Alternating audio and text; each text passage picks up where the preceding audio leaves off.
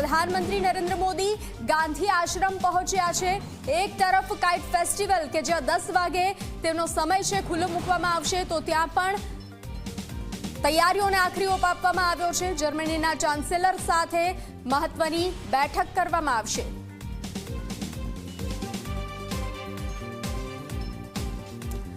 તો વધુ વિગતો સાથે સંવાદદાતા દર્શલ જોડાઈ ચૂક્યા છે। દર્શલ, પ્રધાનમંત્રી મોદીનો કાફલો ધીરે ધીરે આગળ વધી રહ્યો છે અને તેઓ પહોંચ્યા છે ગાંધી આશ્રમ। લોખંડી સુરક્ષા વ્યવસ્થા છે, શું વધુ વિગતો?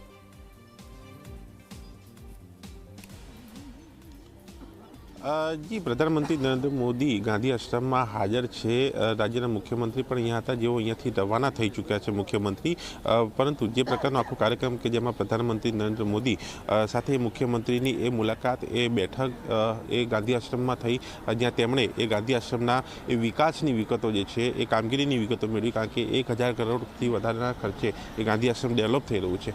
એ તમામ માહિતી મેળવી અને એ બાદ હવે પ્રધાનમંત્રી નરેન્દ્ર મોદી એ બીજા પોર્શનમાં આવ્યા છે અને ત્યાં એ જર્મન ચાન્સેલરની તેઓ રાહ જોઈ રહ્યા છે।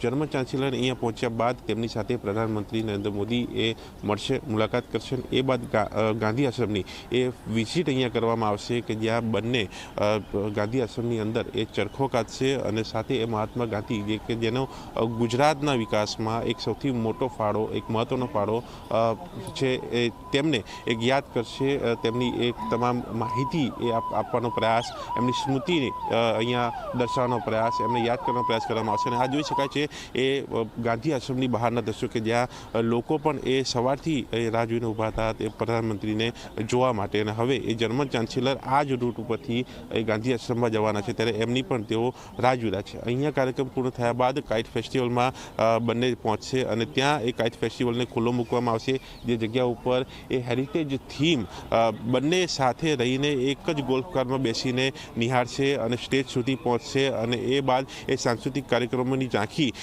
કાઇટ ફેસ્ટિવલની અંદર જે છે એ જોવા મળશે। પરંતુ એની પહેલાંના આ જે દ્રશ્યો ગાંધી આશ્રમ ખાતેના કે જ્યાં એ વિઝિટ, મુલાકાતના કાર્યક્રમનું આયોજન જે છે એ કરવામાં આવ્યું છે। અને સામાન્ય રીતે આપણે જોઈએ તો વિદેશી મહેમાન જ્યારે અહીંયા આવતા હોય છે ભારતમાં અને એમાં પણ ગુજરાતમાં અને અમદાવાદમાં ખાસ, ત્યારે તેમની એક વિશેષ મુલાકાત એ ગાંધી આશ્રમ ખાતેની રહેતી હોય છે, એ રિવરફ્રન્ટની રહેતી હોય છે।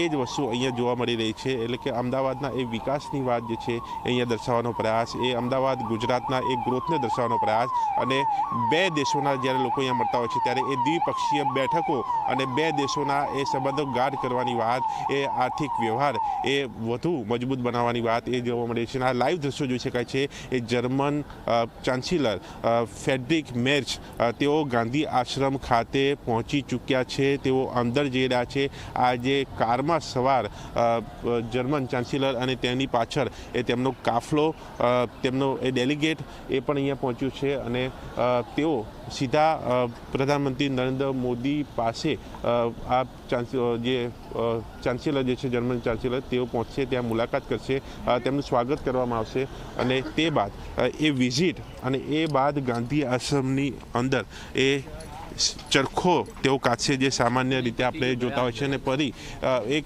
ત્યાં ગાંધી આશ્રમની ચોપડીમાં એક નોંધ પણ જે છે તેઓ એ વિઝિટને લઈને કરશે કે તેમનો અનુભવ, તેમની મુલાકાત એ જર્મન ચાન્સેલરની કેવી રહી છે એ પણ જોવા મળશે। એટલે આ રીતના કાર્યક્રમ જે છે તે આગળ વધી રહ્યો છે। અને હવે જર્મન ચાન્સેલર જ્યારે ગાંધી આશ્રમ પહોંચી ચૂક્યા છે ત્યારે બંને વચ્ચેની એ મુલાકાત જે છે એ શરૂ થઈ ચૂકી છે અને ગાંધી આશ્રમની વિઝિટ ત્યાં થશે, ચરખા કાઢવામાં આવશે। એ બાદ કાર્યક્રમ લગભગ અહીંયા જે પ્રમાણે અંદાજ છે એ પ્રમાણે હજુ 15 મિનિટ જેટલી કાર્યક્રમ અહીંયા જે છે અહીંયા ચાલશે અને એ બાદ 15 મિનિટ બાદ બંને જે નેતા જે છે તેઓ કાઇટ ફેસ્ટિવલ ખાતે રવાના થશે અને ત્યાં કાઇટ ફેસ્ટિવલને ખુલ્લો મૂકવામાં આવશે। તે સાંસ્કૃતિક કાર્યક્રમોની પણ તેઓ ઝાંખી જોશે।